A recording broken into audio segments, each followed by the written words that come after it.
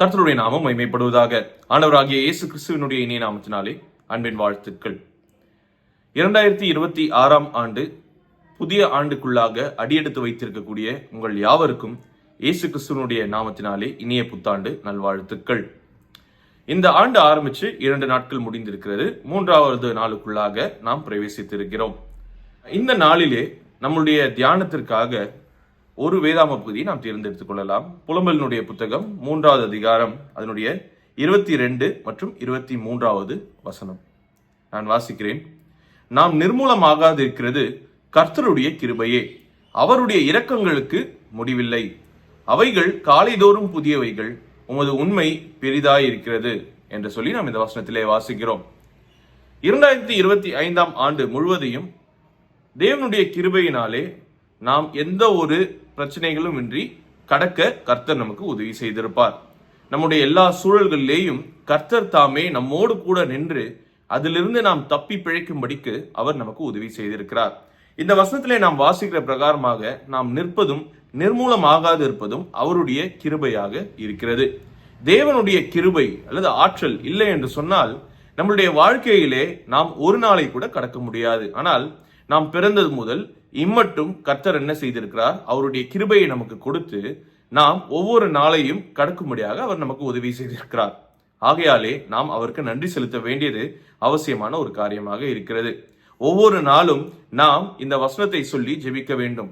நான் நிற்பதும் நிர்மூலமாகாதிருப்பதும் உம்முடைய கிருபையாய் இருக்கிறது என்று சொல்லி நாம் அவருக்கு நன்றி செலுத்த வேண்டியது அவசியமாக இருக்கிறது.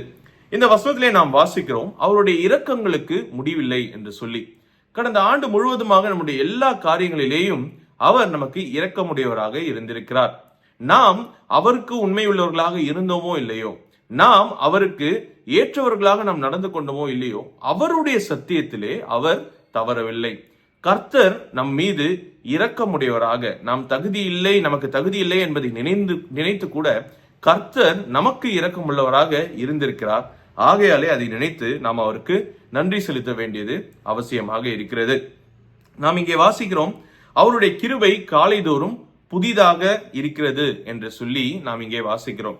இந்த ஆண்டிலே அடியெடுத்து வைத்திருக்கக்கூடிய நாம் யாவருமே இல்லையா ஒரு குழப்பத்தோடு கூட காணப்படுவோம். என்ன, வெறும் நாள் மட்டும்தான் மாறி இருக்கு இல்லையா? ஆனால் நமக்கு இருக்கக்கூடிய வேலை பிரச்சனைகள் எல்லாம் அப்படியேதான் இருக்கும். ஆனால் இதிலே கர்த்தர் நம்மை எப்படியாக நடத்த போகிறார் என்பதிலே தான் அவருடைய கிருபையை அல்லது அவருடைய உண்மையை நாம் புரிந்து கொள்ளுகிறதற்கான சந்தர்ப்பம் அமைந்திருக்கிறது. கர்த்தர் ஒவ்வொரு நாளிலேயும் அவருடைய கிருபையை நமக்கு கொடுத்து அவர் நமக்கு எவ்வளவு உண்மையுள்ளவராக இருக்கிறார் என்பதை நமக்கு நிரூபித்து காண்பித்துக் கொண்டே இருக்கிறார். இந்த வசனத்தை வைத்து ஒரு சில காரியங்களை மாத்திரம் நான் உங்களிடத்திலே சொல்ல வேண்டும் என்று சொல்லி விரும்புகிறேன். முதலாவதாக இந்த வசனத்திலே சொல்லப்பட்டிருக்கிறது, அவருடைய கிருபை காலைதோறும் புதிதாக இருக்கிறது என்று சொல்லி இங்கே சொல்லப்பட்டிருக்கிறது. அப்படி என்று சொன்னால் ஒவ்வொரு நாளைக்கும் காலை விடியும் பொழுது சரியா கர்த்தருடைய கிருபையை அவர் நமக்கு கொடுக்கக்கூடியவராக இருக்கிறார். அது புதிய கிருபையாக இருக்கிறது, புது ஆற்றலாக இருக்கிறது. அந்த நாளை நாம் எதிர்கொள்ளுகிறதற்கு நமக்கு தேவையான ஆற்றலை காலைதோறும் கொடுக்கக்கூடிய தேவனாக நம்முடைய தேவன் இருக்கிறார். ஆகையாலே ஒரு புது ஆண்டு துவங்கும் போது மாத்திரமல்ல, ஒவ்வொரு நாள் காலை வேளையையும் அது துவங்கும் பொழுது நாம் புதிய கிருபையோடு கூட அந்த நாளை ஆரம்பிக்கிறோம்.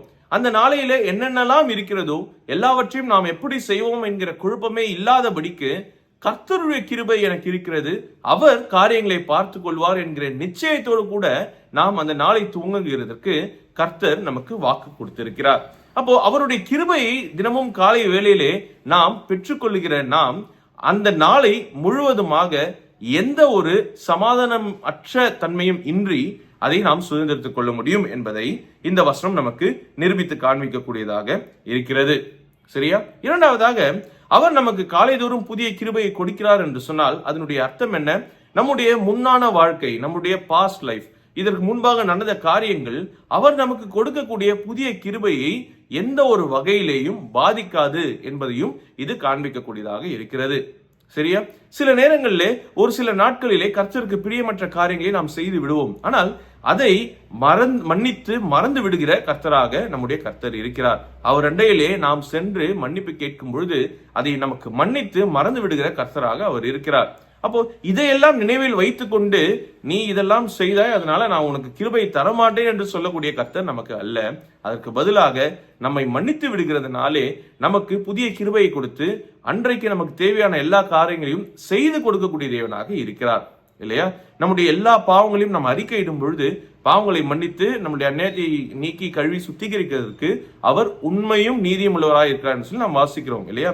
இந்த வசனத்திலையும் நாம் வாசிக்கும் பொழுது அவருடைய உண்மை பெரிதாக இருக்கிறது என்று சொல்லி நாம் வாசிக்கிறோம். அப்போ அவர் கொடுக்கிற வாக்கிலே, அவர் கொடுக்கக்கூடிய வார்த்தையிலே அவர் மாறாதவராக இருக்கிறபடியினாலே நம்முடைய பழைய வாழ்க்கையை வைத்து அவருடைய கிருபையை லிமிட் பண்ணுகிறதுக்கு, அவருடைய கிருபையை அவர் அளவிட்டு கொடுக்கிறதற்கு அவர் மனுபுத்திரன் அல்ல, அவர் கர்த்தராக இருக்கிறார். சரியா? அதையும் நாம் ஞாபகத்திலே வைத்துக் கொள்ள வேண்டும். அடுத்ததாக நாம் வேதத்திலே வாசிக்கிறோம், பவுலுக்கு கர்த்தர் சொல்லும் பொழுது என்னுடைய கிருபை உனக்கு போதும், உன்னுடைய பலவீனத்திலே என்னுடைய பலன் பூர்ணமாய் விளங்கும் என்று சொல்லி அவர் சொல்லுகிறார். அப்படி என்று சொன்னால் என்ன?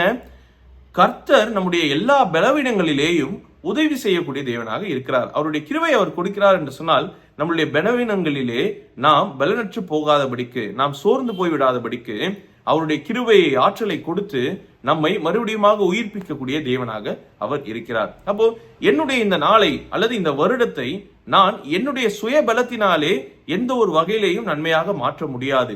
ஆனால் அதற்கு என்ன தேவை? கர்த்தருடைய கிருபை தேவை. அதை தினந்தோறும் காலை வேளையிலே புதிதாக கொடுக்கக்கூடிய தேவனாக அவர் இருக்கிறார் என்பதையும் இந்த வசனம் நமக்கு நினைப்பூட்டக்கூடியதாக இருக்கிறது. சரியா? அதே போல தீத்து 2வது அதிகாரத்திலே நாம் வாசிக்கும் பொழுது கர்த்தருடைய கிருபை என்ன செய்கிறது என்று சொன்னால், நாம் இந்த உலகத்தினுடைய லௌகிக இச்சையிலிருந்து காப்பாற்றப்படும்படியாக, பாவத்திற்கு தப்பி விலகும்படியாக நம்மை காத்து கொள்ளக்கூடியதாக அவருடைய கிருபை இருக்கிறது. அப்போ நம்முடைய வாழ்க்கையிலே நாம் கர்த்தருக்கு பிரியமுள்ளவர்களாக வாழ வேண்டும் என்று சொன்னாலும் கூட கர்த்தருடைய கிருபை நமக்கு அவசியமுள்ள ஒன்றாக இருக்கிறது. அப்போ ஒவ்வொரு நாள் காலை வேளையிலேயும் கர்த்தர் நமக்கு கிருபையை அருளும் பொழுது அதிலே நாம் நினைத்து பார்க்க வேண்டிய இன்னொரு விஷயம் என்ன? என்னுடைய இந்த நாள், சரியா, இந்த நாளிலே நான் கர்த்தருக்கு பிரியமாய் வாழ்கிறதற்கான கிருபையை கர்த்தர் எனக்கு கொடுத்திருக்கிறார். அதை நான் உபயோகித்து அவருக்கு பிரியமாய் வாழ வேண்டியது அவசியமான ஒரு காரியமாக இருக்கிறது என்பதையும் நாம் மறந்துவிட வேண்டாம். 5வதாக எபிரேயர் 4வது அதிகாரத்திலே சொல்லப்பட்டது போல எது அடுத்ததாக இருக்கிறதோ, அதாவது பின்வரக்கூடிய காலங்களிலே நடக்கக்கூடிய எல்லா காரியங்களுக்கும் அவருடைய கிருபை நம்மை தயார்படுத்தக்கூடிய ஒன்றாக அது நமக்கு காணப்படுகிறது. சரியா?